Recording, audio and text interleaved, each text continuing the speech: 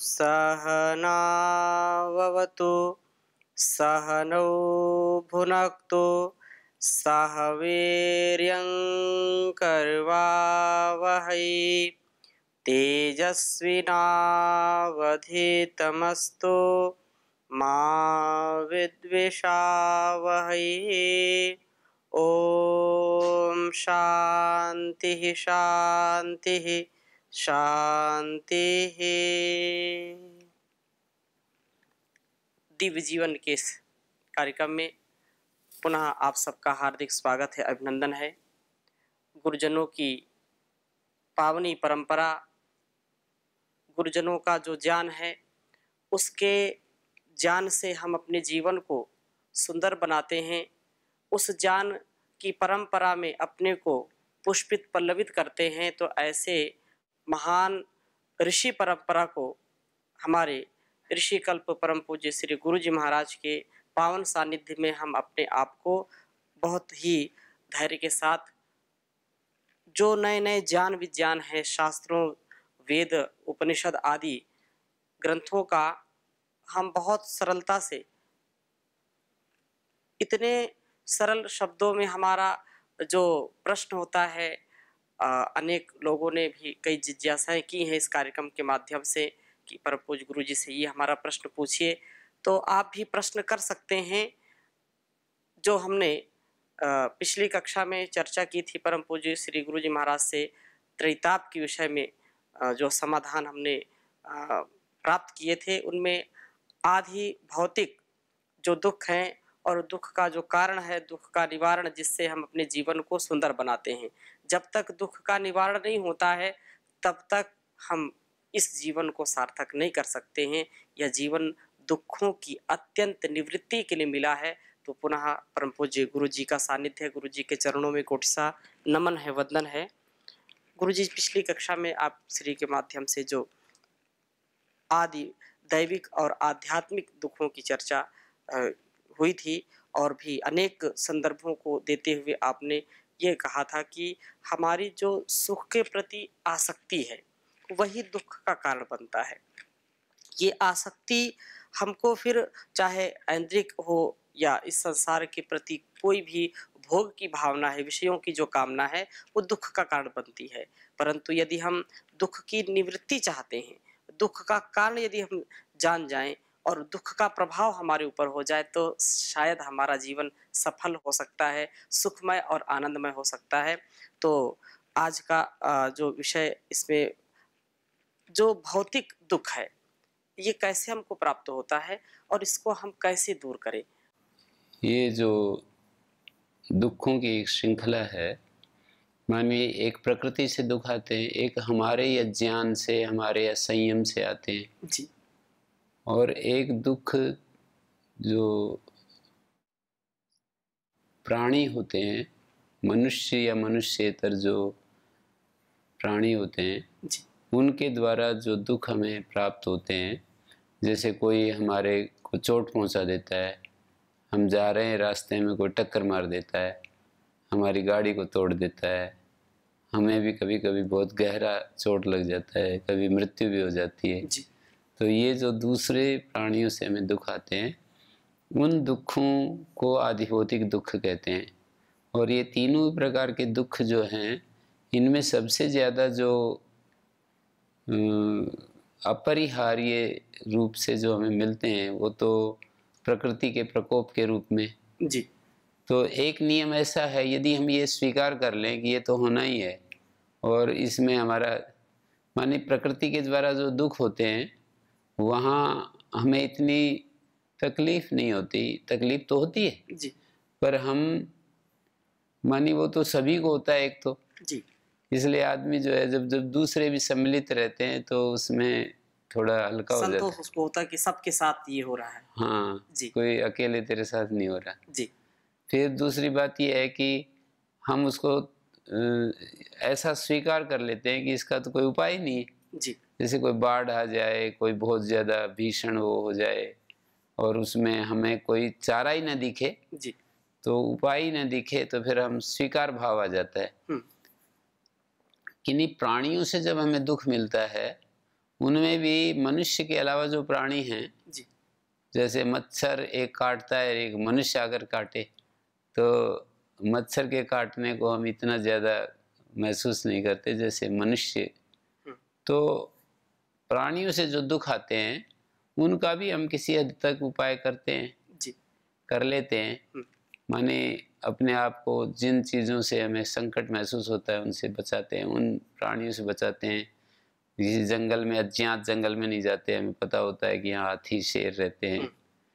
और किसी जलचर प्राणियों से भरा हुआ कोई तालाब हो या जैसे नदी में कहीं पर मगर आदि रहते हैं, जी। तो हम बचाते हैं अपने आप को कि यहाँ बचना चाहिए। किसी व्यक्ति के स्वभाव से हम परिचित हो जाएं तो अपने आप को इधर उधर, फिर भी अनचाहे भी दूसरों से भी, जैसे एक्सीडेंट आदि होते हैं, कौन चाहता है कि एक्सीडेंट हो, जी। पर दुख आते ही हैं। तो कुछ ऐसे हैं कि जिनसे हम बच सकते हैं, उनका तो हमें उपाय करना ही होता है और करना ही चाहिए। जी।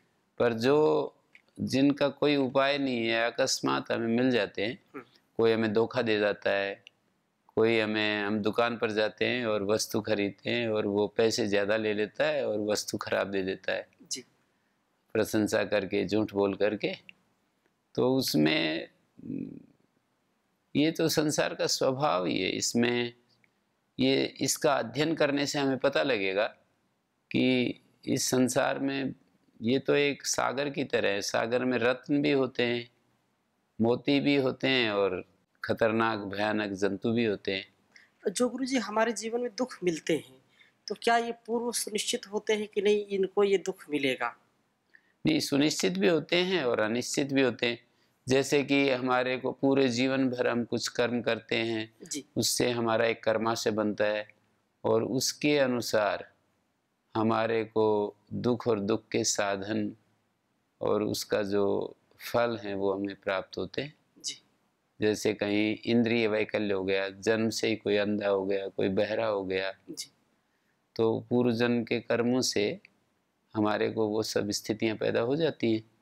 तो सुनिश्चित तो हो गया, जैसे पूरे जन्म के परिणाम के रूप में किसी को बहुत अच्छी बुद्धि मिल गई, किसी को कम बुद्धि मिली, जी। बिल्कुल सामान्य बुद्धि मिली, तो उससे कितना दुख बढ़ जाते हैं। तो हमारे कर्म उसमें मूल में बने हुए हैं ना। हुँ, माने हमारे कर्मों के कारण से हमें वस्तुएं मिलती हैं, पदार्थ मिलते हैं, संयोग वियोग होता है, संसार में सुविधाएं मिलती हैं। कभी-कभी गुरुजी जैसे इंद्रिय वैकल्य जो आ जाता है, कभी आँखें या कान या जो हमारा शरीर है हमारा उसमें कोई दोष नहीं होता है और हमारे कर्म भी बहुत अच्छे हैं। अभी इस जन्म से तो कम से कम पूर्व जन्म का तो हम नहीं जानते हैं। इस जन्म में हमने बचपन से लेकर के अब तक बहुत अच्छे कर्म किए हैं, किसी को हमने दुःख नहीं दिया है, शास्त्रोक्त और जैसा ऋषि प्रोक्त कर्मों को ही हमने अपने जीवन में उतारा है। परंतु दोष ना होते हुए भी कभी ऐसा एक्सीडेंट होता है, दूसरे की गलती के कारण हमारा जो है अस्तित्व खतरे में पड़ जाता है, इसको कैसे समझेंगे? हाँ, नहीं, वो तो मैंने बताया ना कि सुनिश्चित भी होता है और अनिश्चित भी होता है। पहले जन्म का जो प्रारब्ध हमारा बनता है, उसके अनुसार जो चीज़ें हमें मिलती हैं हुँ, जन्म से ही, हुँ। तो वो तो सुनिश्चित ही होगी। जी। जैसे हमारे को बुद्धि मिल जाती है, रूप मिल जाता है, हमें एक मन बुद्धि मिलती है, कोई-कोई बहुत योग्य हो जाता है एक-एक विषय में, हुँ, किसी को गला मिल जाता है और किसी को माने वैसी चीज़ नहीं मिलती है। जिसको अच्छा गला मिल गया तो वो तो प्रारब्ध से मिला है ना। जी। प्रारब्ध से, पूर्व जन्म के प्रारब्ध से जो चीज़ें मिलती हैं वो तो सुनिश्चित ही होती है ना। हुँ, प्रारब्ध इस जन्म में जो हम कहते हैं जी। कि इस जन्म में हमारे को संयोग अच्छा भी मिल जाता है, वो भी, उसमें भी मूलतः तो हमारा प्रारब्ध होता है ना। जैसे अच्छे माता-पिता मिल जाते हैं, जी। ये भी प्रारब्ध का ही फल है। जी। अच्छे गुरुजनों का संयोग हो जाता है, उसमें इस जन्म की जो हमारी ललक होती है, इस जन्म की हमारी जो वो इच्छा होती है, वो भी उसमें काम करती है। जी। कितने लोग हैं जो खोजते हैं उनको वो चीज़ें, जिन खोजा तिन पाई, ऐसे कहते हैं ना। जी। यदि हम सच्चे होकर के खोज करते हैं, एक मैं माताजी को जानता हूँ, वो जर्मनी से आई थी 20 वर्ष की उम्र में, और वो पूरा हिमालय में 1 महीने तक अकेली भ्रमण करती रही गुरु की खोज में। और वो बहुत ऊंचाई पर जहाँ बर्फ़ पड़ती है, 6-6, 7-7 फीट बर्फ़ पड़ती है सर्दी में, जी। वहाँ ढूंढते ढूंढते कैसे पहुँची और वो वहीं रह गई और कहा कि मेरे को वो स्थान पर जाते ही मुझे निश्चय हो गया कि यही इसी के खोज में थी। तो ऐसे स्वामी दयानंद जी महाराज का उदाहरण भी है जी। कि खोजते खोजते कितने लोगों से मिले, कितनी बातें की, कितने दुनिया भर में घूमे, और गुरु बिरजान जी जैसे ही मिले तो उनका निर्धारित हो गया कि इसी काम के लिए तू आया था और यहाँ तुझे तेरा लक्ष्य पूर्ण हो जाएगा। तो ऐसे स्वामी विवेकानंद जी को रामकृष्ण परमहंस मिल गए। तो ऐसे एक एक कोई एक घटना भी होती है पूर्व जन्म से। रमन महर्षि को अकस्मात, जब वो 15-16 साल के थे, जी। तो अकस्मात एक दिन ऐसा महसूस हुआ, वो लेट गए और ऐसा महसूस हुआ कि तेरे शरीर तेरा अलग है और तू अलग है। तेरे शरीर को लेकर के जला दिया है और तू तो फिर भी नहीं जला, तू तो फिर भी अभी है। शरीर तो तेरा जल गया और ख़त्म हो गया, ऐसा महसूस हुआ। और वो एकदम बदल गया उनका व्यक्तित्व, उनकी क्रियाएं चेष्टाएं बिल्कुल बदल गई और इतनी छोटी उम्र में ऐसे सीरियस हो गए। और 2 महीने बाद तो घर ही छोड़ दिया। उनको एक ऐसा अंदर से एक प्रेरणा मिली कि वहाँ पहुँच जाए, और पूरे जीवन वहीं बैठे रहे।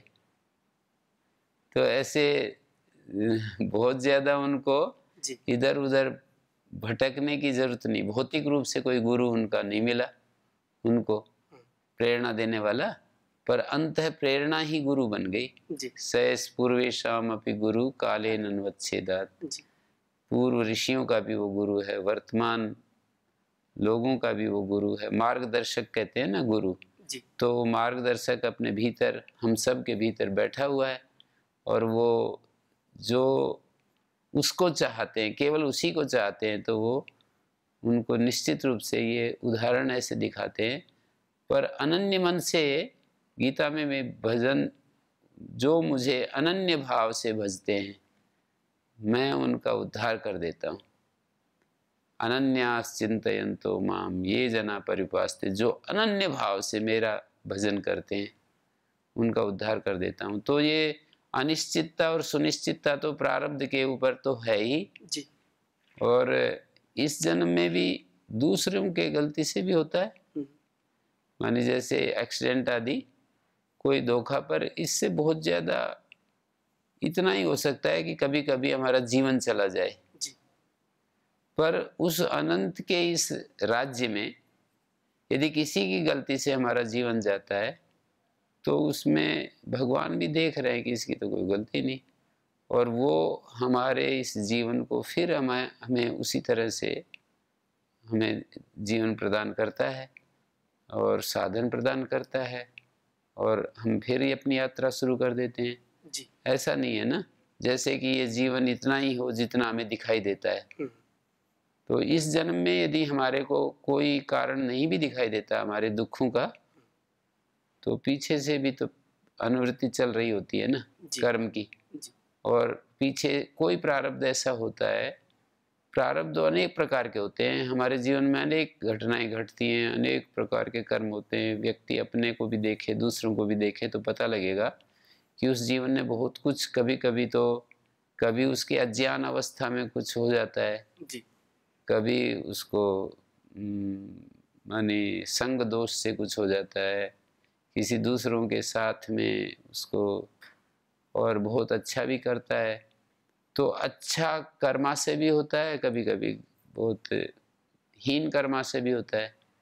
तो वो मिल मिला करके हमारे को चीज़ें जो हैं कुछ अंश में बहुत अच्छी होती हैं, कुछ अंश में हमारे को, जैसे एक एक व्यक्ति को कितना मेधा मिलती है पर जीवन इतना लंबा नहीं मिलता।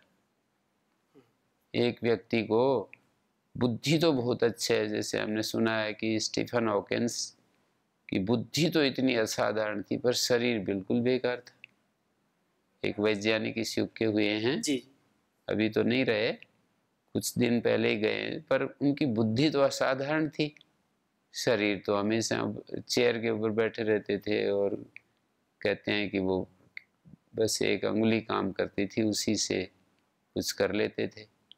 बुद्धि ठीक थी, शरीर बिल्कुल निष्क्रिय निश्चेष्ट। तो ये सब कैसे होता है, इसको हम जान नहीं सकते हैं कि किस कर्म का क्या फल हमें कैसे मिल रहा है। केवल हम अनुमान कर सकते हैं जी। दुख को देख करके। दुख के कुछ न कुछ इसके मूल में कारण है, सुख को देखकर उसके मूल में कुछ न कुछ कारण है। दुख और सुख किसी कर्म का फल होता है, हमारे प्रारब्ध का फल होता है जी। उसका हम अनुमान कर सकते हैं। तो जो दुख आता है, उस दुख को दूसरों से जो हमें दुख मिलता है, नैमित्तिक रूप से जी। दूसरे निमित्त बन जाते हैं। यदि हमारी अंतःस्थिति ठीक हो तो हम स्वाधीन होते हैं जी। उसको भोगने में ना भोगने में। दुख तो दे दिया किसी ने, पर जरूरी नहीं कि उस दुख के देने से हम दुख का भोगी बन ही जाएं, हम उसको स्वीकार ना करें। जी। किसी ने हमारा अपमान कर दिया, और अपमान करने से ये तो हमारे ऊपर है कि हम उस अपमान को स्वीकार करें ना करें। जी। स्वीकार करेंगे तो दुखी होंगे, स्वीकार ना करें, जैसे कि वो किसी ने कहा स्वामी दयानंद जी को गधे पर बिठा करके, और वो वहाँ पर निकाल रहे थे, जुलूस निकाल रहे थे। तो उनको बताया किसी ने कि ऐसे ऐसे लोग कर रहे हैं। बोले नकली दयानंद का तो यही हाल होता है, जी। होना ही चाहिए। ये तो असली दयानंद तो यहाँ पर बैठा है, इसका तो कुछ नहीं हो रहा है। तो ऐसे अपनी विवेक के द्वारा हम किसी भी चीज को निरस्त कर सकते हैं। जी। मतलब वो बाध्य नहीं होते हैं कि किसी ने हमारा अपमान कर दिया तो बस अपमान हो गया हमारा, जी। हम उसको स्वीकार कर लेते हैं। ये दिक्कत होती है। मैंने मकान खरीदा और उसको फिर वो मतलब उसको लाभ मिल रहा था तो उसको बेच दिया। मकान जो था बनाया, खरीदा या बनाया, उन्होंने तैयार किया और उसको बेच दिया। तो इतने में उसमें आग लग गई। तो वो रोने लगा सेठ कि ओहो मेरा तो सारे जीवन की कमाई चलेगी।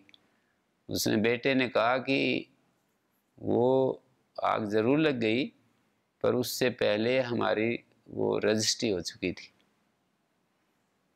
तो इतने में जब ये सुना तो एकदम से उसकी जो आंखें थी बदल गई। फिर दूसरे पुत्र ने कहा कि वो बेच तो दिया था पर अभी पैसे नहीं मिले थे। फिर रोने लगा। तो फिर उसका सूचना मिली उस सेठ जी की। वो बहुत ही, जिसने खरीदा था वो बहुत ही ईमानदार और बिल्कुल वाणी का सच्चा पक्का था। बोले कोई नहीं, जला है तो मेरा जला है, मैंने खरीदा है ना उसको, पैसे मैं आपको पूरा दूंगा। फिर वैसे ही हो गया। जी। तो ये तो हम मतलब एक व्यक्ति घटनाओं को आप देख सकते हैं कि क्या हो रहा है। माने वो दुखी होना चाहते हैं तो होते हैं, नहीं होना चाहते नहीं होते हैं। ये जिनका अपने मन पर संयम है, विवेक जिनका पूरा जागृत है, तो वो आए हुए दुख को, जो बाहर से दुख आते हैं ना, परिस्थिति से आते हैं, लाभ हानि के रूप में आते हैं, मान सम्मान के रूप में आते हैं, जय पराजय के रूप में आते हैं, इन दुखों से जो हमें, इन द्वंद्वों के कारण से जो हम ऊपर नीचे होते हैं, वो आवश्यक नहीं होता है।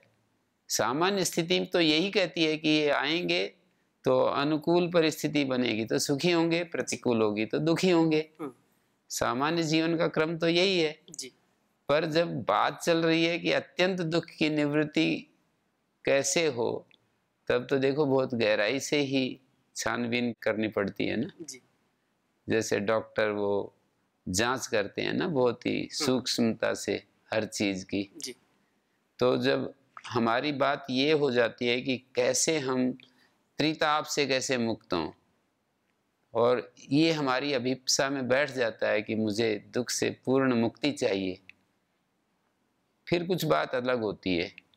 फिर तो देखो उसके लिए हमें ये सामर्थ्य पैदा करनी होती है कि हमारी बुद्धि उसके अनुकूल व्यवहार करे, अपने लक्ष्य के अनुसार व्यवहार करे। जी और लक्ष्य हमारा माने दुख मुक्ति का मतलब क्या है? परमानंद की प्राप्ति, भगवान की प्राप्ति। जी तो जब हमने अपना लक्ष्य परमानंद की प्राप्ति या भगवान की प्राप्ति बना लिया, तो ऐसी परिस्थिति में तो हमारा, जैसे किसी ने लक्ष्य बनाया है राजनीति के शिखर बिंदु पर पहुंचना, तो अलग प्रकार से व्यवहार करता है। किसी ने गांव का सरपंच बनाने का लक्ष्य बनाया है, तो वो अलग ही, मतलब लक्ष्य तो दोनों का राजनीति है, लेकिन जी उनके प्रयत्न में तो अलग होगा ना, पार्थक्य होगा। तो इसी तरह से माने कितने हम दुखों से मुक्त होना चाहते हैं, क्या चाहते हैं हम, कैसे चाहते हैं। पूर्ण दुख की मुक्ति जब बात कही जाती है, तो उसको हर चीज को अलग एंगल से देखना पड़ेगा। जी ऐसे तो हम हटा नहीं सकते, देखो स्वरूपतः हटा नहीं सकते।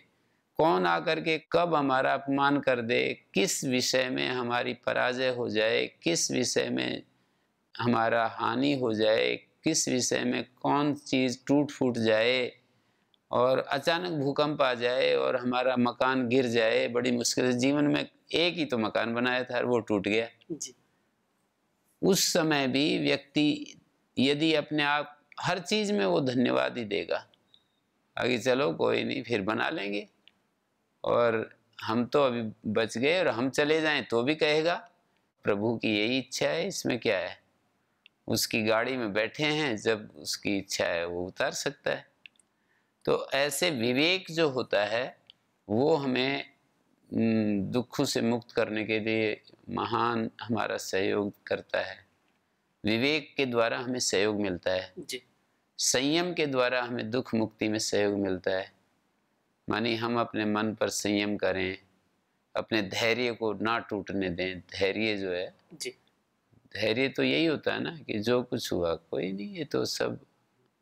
तो दुख मुक्ति के लिए इन दिव्य गुणों की आवश्यकता है कि हमारा धैर्य, हमारा सहनशीलता, हमारा क्षमा, अक्रोध, जिनको कहते हैं ना, धर्म के लक्षण बताते हैं ना, धृति, क्षमा, हाँ दमो, अस्तेयम, शौचम, इंद्रिय निग्रह, धीर, विद्या, सत्यम, अक्रोधो, दशकम धर्म लक्षणम।